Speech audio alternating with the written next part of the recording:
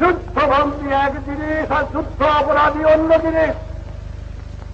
আজ আমার স্মরণ করতে হয়, 130 লক্ষ লোককে হত্যা করেছে, 1 কোটি লোক গ্যাস ত্যাগ করেছে, 2 কোটি ঘরবাড়ি জ্বালিয়ে দিয়েছে, রাস্তাঘাট সরকার করে ভেঙে দিয়েছে, নৌকা জাহাজ ঢুকিয়ে দিয়েছে, বৈদেশিক মুদ্রা চুরি করে নিয়ে গেছে, কারেন্সি নোট জ্বালিয়ে দিয়েছে, গুদামে খাবার নাই,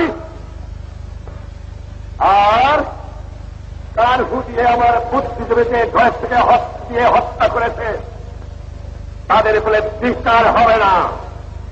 আপোষ করতে শেখ মুজিবুর রহমান জানে না, বাংলার বিলে বিচার হবে। বাংলার মাটিতে যুদ্ধ অপরাধীর বিচার হবে।